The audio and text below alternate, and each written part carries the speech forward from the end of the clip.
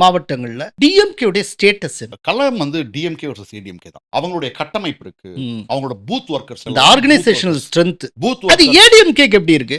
ஏடிஎம்கேக்கு இன்னும் கொஞ்சம் பண்ணணும் சார். அவங்க பூத் லெவல் ஆக்டிவிட்டி பார்த்தேன்ல, அந்த ஆக்டிவிட்டி வந்து அதிமுக நான் பார்க்கல.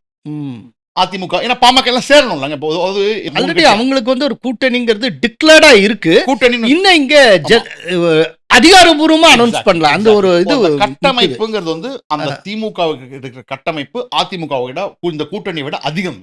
ஏன்னா ஒரு கிராமத்துல வந்து விசிக தொண்டர்கள் வந்துடுறாங்க. சில பேர் விசிகாவோட விசுவாசிகள் வெளில போறாங்கன்னா கூட தொண்டர்கள் வந்துடுறாங்க. அங்க இருக்கக்கூடிய கம்யூனிஸ்ட் 2-3 பேர் வந்துடுறாங்க, டிஎம்கே காரங்க வந்துடுறாங்க. அதே மாதிரி ஆட்சியாளர் இருக்காங்க. அதே மாதிரி இப்ப மஸ்தான் எடுத்துக்கிட்டீங்கன்னா மஸ்தானுக்கு நல்ல பேர் இருக்கு. ஆனா அதே சமயத்துல ஒருத்தர் சொல்றாரு, மஸ்தான் எப்படிங்க ஜெயிக்கிறாரு, மஸ்தான் பைசா கொடுப்பாரு. அதாவது பாமக, பாஜக, அதிமுக கூட்டணியில் நிற்கக்கூடியவர்கள் செஞ்சி மாதிரியான தொகுதியில 40,001 தான் ஆரம்பிக்கும். புரியுதுங்களா? அப்பனா முதல் 40,000 பேர் முஸ்லீம் ஓட்டர்ஸ். அது கரெக்டா பேக்கெட் ஆயிரும்.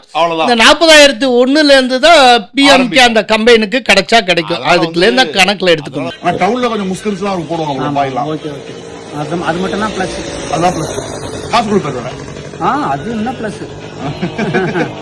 இந்த தொகுதியில 40,000 ஓட்டுக்குதுன்னா 40,001 தான் எண்ணணும். அவங்க ஓட்டு அப்படியே நிற்கும், வேற ஒண்ணும் இல்ல. அப்படியே அவருக்கு போய் சூரியனுக்கு தான் போகும். நாங்க பக்கா டிஎம்கே தாங்க. டிஎம்கே தாங்க. ஆமா. எம்எல்ஏ நல்லா பண்றாரு மஸ்தானு. கண்டிப்பா நல்லா பண்றாரு. திமுக தான் ஜெயிக்கும்.